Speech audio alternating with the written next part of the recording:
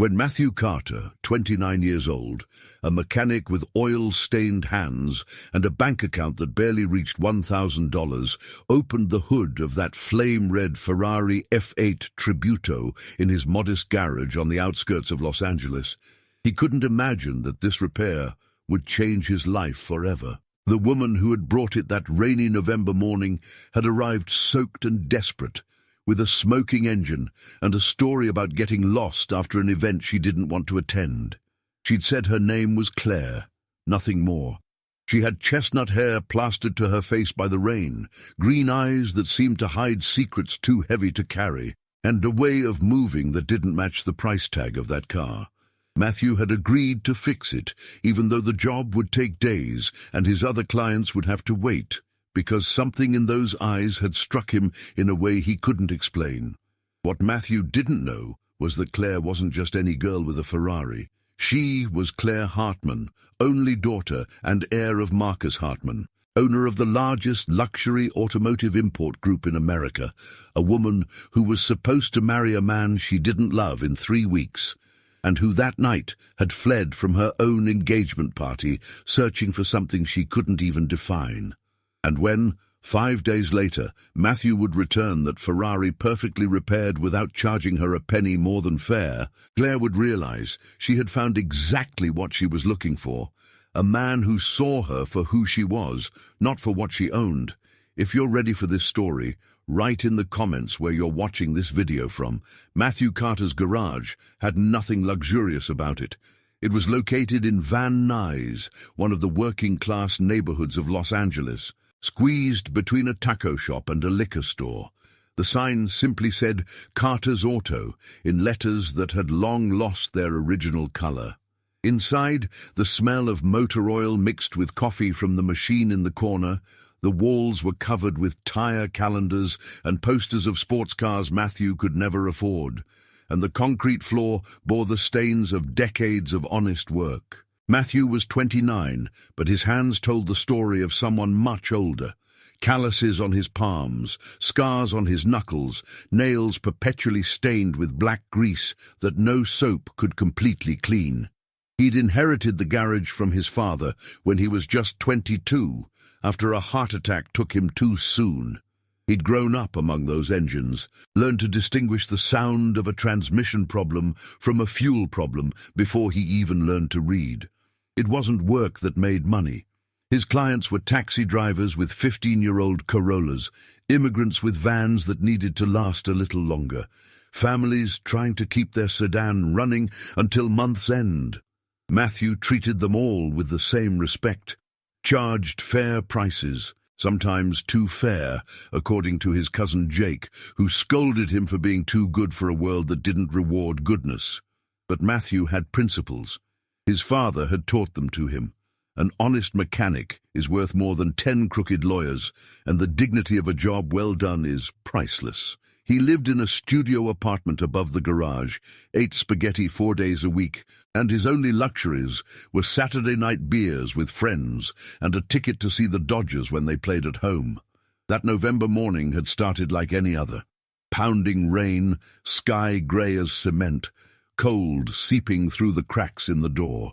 Matthew already had 2 cars being repaired and a list of clients calling asking when they'd be ready.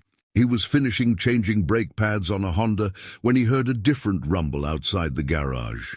He'd stopped, wrench still in hand, trying to identify that sound. It was the roar of a V8 engine, unmistakable, powerful, the kind of sound you never heard in Van Nuys. Then silence, followed by engine coughs, smoke, and finally nothing. Matthew had gone outside into the rain and seen the most surreal scene of his life. A flame-red Ferrari F8 Tributo stopped in front of his garage with the hood smoking like a volcano, and next to it, a woman who seemed to have come from another world. She had completely soaked chestnut hair plastered to her face, an elegant black dress ruined by the rain, sky-high heels, unsuitable for a street full of puddles. She was young, maybe 25 or 27, with green eyes that shone even under the grey rain. She wore no flashy jewelry, no heavy makeup, but there was something in the way she moved that betrayed a different education, a different life. Matthew had approached running through the rain, asking if she was okay. She'd looked at him with an expression mixing relief and desperation, saying the engine had started making strange noises 10 minutes ago. Then smoke appeared, and she'd managed to reach him before the car died completely. Her voice didn't tremble, but Matthew had noticed her hands did, slightly. He'd asked her to come inside the garage to shelter from the rain while he checked the car. She'd hesitated, looking around as if afraid of being followed, then accepted. Matthew had pushed the Ferrari into the garage with help from his 18-year-old assistant Carlos, who couldn't close his mouth seeing that car. It was worth over $200,000, maybe more with options. It was the first time a car like that had entered a garage that usually only saw economy cars and beat-up vans. The woman had sat in the old chair in the corner, the one Matthew used to drink coffee, and said her name was Claire. Just Claire. No last name, no explanations about what she was doing in this part of LA with a Ferrari that cost as much as an apartment. Matthew had opened the hood and started inspecting the engine. The damage was serious, but repairable. A leak in the cooling system had caused overheating that compromised several components. He needed parts he didn't have in stock, needed time, needed a precision few mechanics had. He turned to Claire to explain the situation. She listened with attention that surprised him. Most luxury car owners he'd encountered on TV or magazines would never deign to listen to a mechanic's explanations. But she asked intelligent questions, wanted to understand, seemed genuinely interested. Matthew had made an honest estimate. The parts were expensive for a Ferrari, but he would never inflate the price just because the car was costly. The work would take at least 4 days, maybe 5. Claire had accepted without batting an eye, without calling anyone for confirmation, without even asking if there was a faster or more specialized place to take it. Then she'd done something unexpected. She'd asked if she could pay half now and half on delivery, in cash. She'd pulled from her wallet a wad of bills that would scare anyone in that neighborhood, and counted them on the counter with hands that still trembled slightly. Matthew had accepted, giving her a hand-written receipt. She'd asked if he knew a place to get a taxi, saying she needed to get back downtown. He'd offered to call one for her, but she'd politely refused, preferring to walk to the bus stop. Before leaving, Claire had turned at the threshold, still soaked with rain, and said something Matthew wouldn't forget. She'd thanked him, but not for the repair. She'd thanked him for treating her like a normal person, for not asking questions, for simply offering his help without judging. Matthew hadn't understood what she meant, but he'd smiled and said it was his job. She'd smiled back, a sad smile that didn't reach her eyes, and walked away into the pounding rain. In the following days, as Matthew worked on that Ferrari, he'd often thought about Claire, about her trembling hands, the eyes that seemed to carry too heavy a weight, the way she'd said thank you as if no one ever really said it to her. He'd wondered who she was, where she came from, why such a young woman drove such an expensive car but seemed so lost. He'd worked on that Ferrari like he hadn't worked in a long time. Every part replaced with millimeter precision, every component checked and rechecked. It wasn't just for the car, it was for her, for that girl who'd made him feel something he hadn't felt in years. What Matthew didn't know was that 3 miles away, in the wealthiest neighborhood of Beverly Hills, Claire Hartman was fighting the hardest battle of her life, and that broken Ferrari had been her only moment of freedom in weeks of gilded imprisonment. Claire Hartman was the only daughter of Marcus Hartman, a magnate who had built Hartman luxury motors from scratch into the empire that imported Ferrari, Lamborghini, Maserati across America. She'd grown up rich but alone, her mother dead when she was 10, her father filling the void with prestigious schools and impossible expectations. Claire wanted to be an architect, design buildings that told stories. Her father had laughed. Architecture was a nice hobby, business was power. 3 months ago, he'd announced her engagement to Andrew Sterling, son of another automotive magnate. A strategic marriage, the union of two empires. The fact that Claire didn't love Andrew, that he treated her like a trophy, was irrelevant. The night of the engagement party at the family mansion in Malibu, 3 weeks before the wedding, Claire had smiled with the perfect mask, while Andrew introduced her as my future wife with possessive tone. When he got distracted, she slipped away. She took the keys to the red Ferrari and left without saying anything, driving toward LA through the pounding rain, tears mixing with drops on the windshield. When the engine made strange noises and smoke came from the hood, Claire saw that modest garage and that mechanic, who looked at her as if she were just a person who needed help, not Marcus Hartman's daughter. And for the first time in months, she felt seen. In the following days, while the Ferrari was being repaired, Claire lived hidden in an anonymous hotel near LAX. Her phone rang constantly. Her father, Andrew, wedding planners. She sent one message saying she needed time. Every day, she found an excuse to pass by the garage. On the 5th day, she went to pick up the Ferrari at sunset. Matthew showed her every repair with that patience she wasn't used to receiving. The Ferrari was perfect, better than before. As she paid the other half in cash, something inside her rebelled at the idea of leaving and never seeing him again. Claire had taken the Ferrari keys, but didn't get in the car. She stayed there in the garage while the sunset light filtered through the dirty windows, creating long shadows on the cement floor. Matthew was cleaning his tools, putting things away like he did every evening, and there was something hypnotic in the routine of those gestures. He'd noticed she wasn't leaving and asked if there was a problem with the car.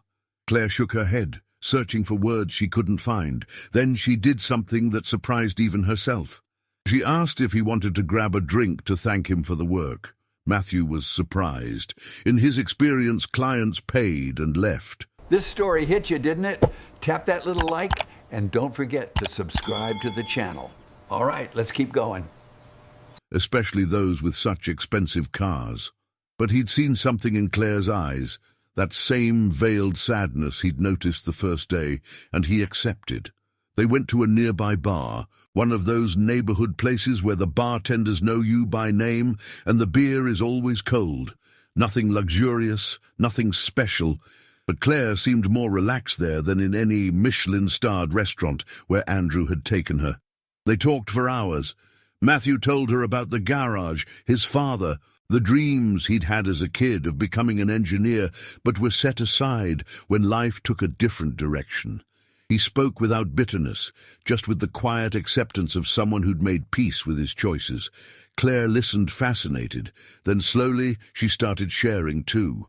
Not the whole truth, not yet, but fragments, about how she felt trapped in a life she hadn't chosen, how everyone expected her to be something she wasn't, how she was afraid of waking up one day and not recognizing herself in the mirror.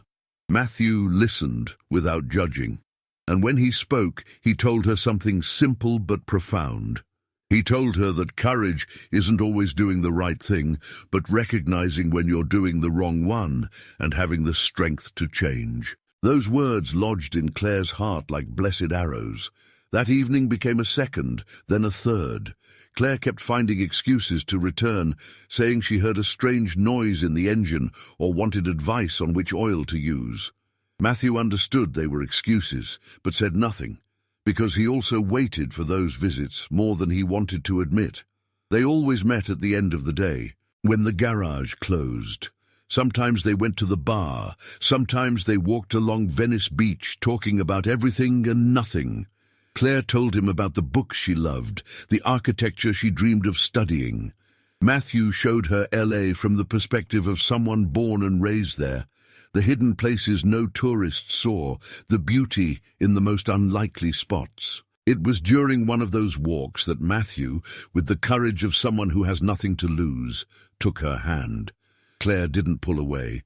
Instead, she intertwined her fingers with his, and for a moment everything else in the world disappeared. They kissed under the Santa Monica Pier, with the waves crashing below them and the city lights reflecting on the water. It was a sweet and desperate kiss at the same time, the kiss of two people who knew they inhabited worlds too different, but couldn't give up that moment. That night, Claire told him the truth. She couldn't lie anymore, not to him. She told him who she really was, about her magnate father, the imposed engagement, the wedding in 3 weeks. She spoke with a broken voice, expecting him to get angry about the lies, to send her away. Instead, Matthew simply held her tight while she cried, and when she finally calmed down, he asked her one thing. What did she really want? Not her father, not her fiancé, but her Claire. It was the first time anyone had really asked her that. The 2 weeks that followed were intense. Claire lived in her luxury world during the day, attending wedding rehearsals, smiling during dinners with Andrew. But at night she escaped to Matthew, in his studio apartment above the garage. There were no butlers or security cameras there, just the two of them. Pasta cooked on a hot plate, conversations until dawn. They were falling in love, inevitably, but time was running inexorably toward an ending that seemed already written.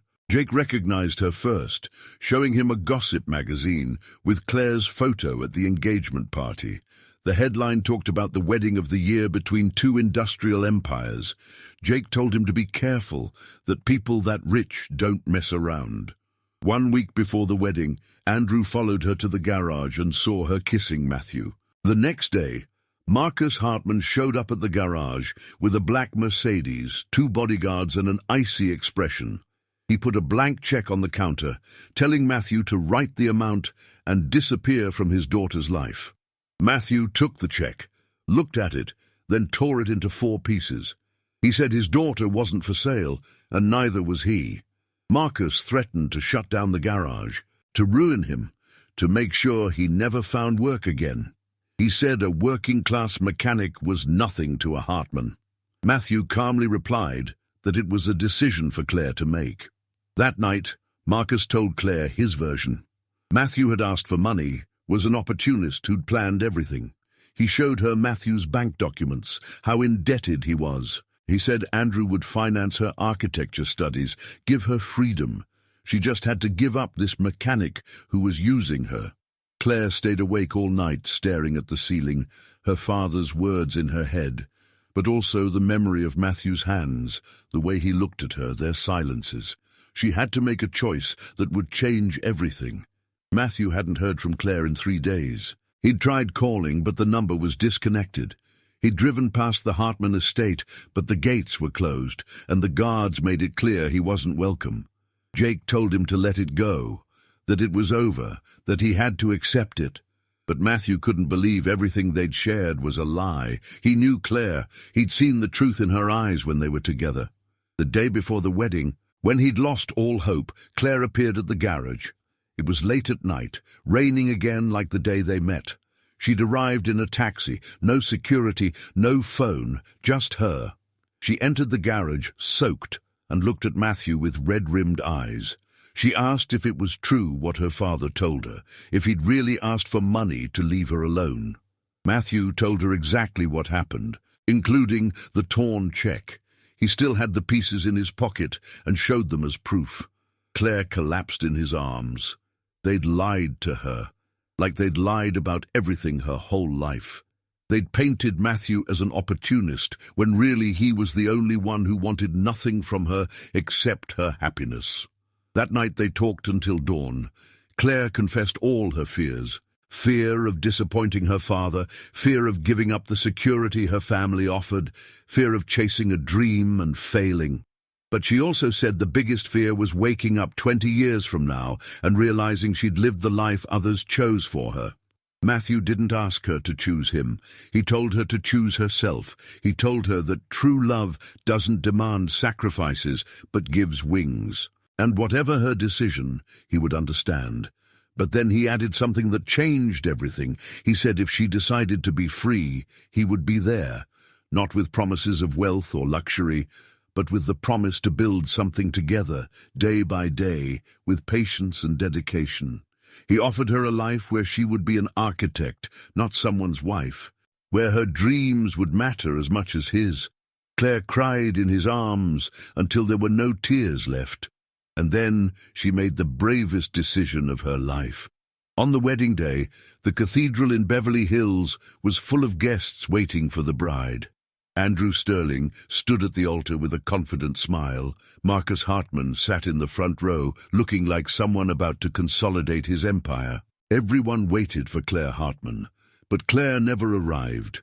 Instead, that morning she'd left a letter on her desk at the mansion.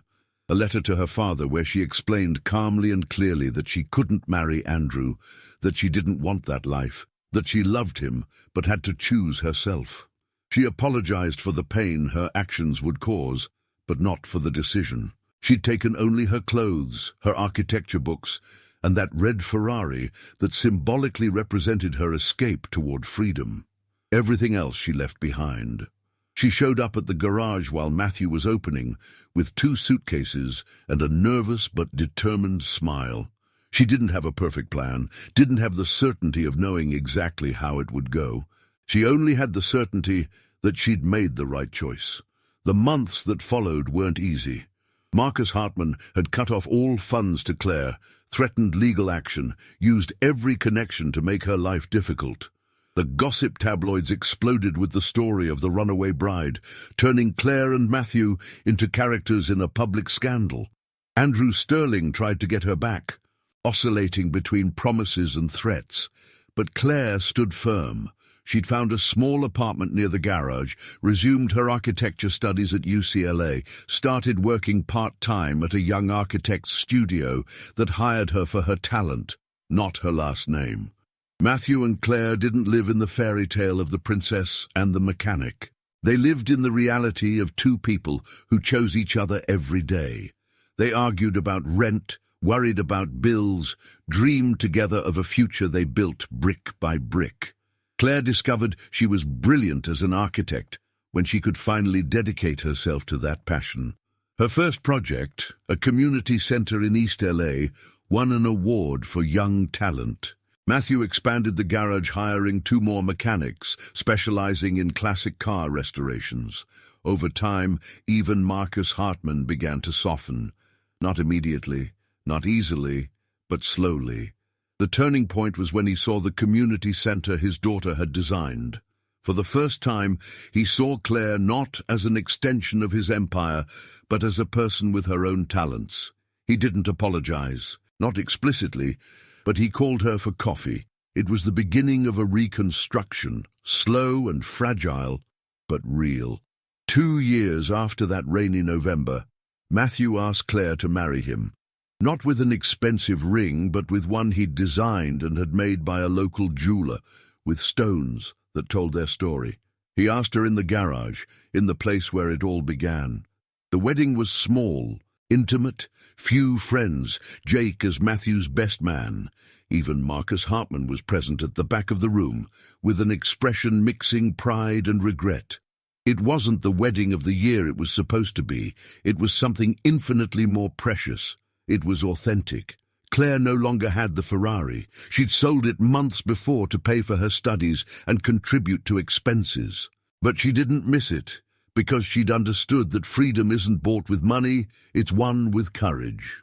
Years later, when Claire had become an established architect and Matthew had transformed his small garage into a center of excellence for historic restorations, someone asked Claire if she regretted the life she could have had.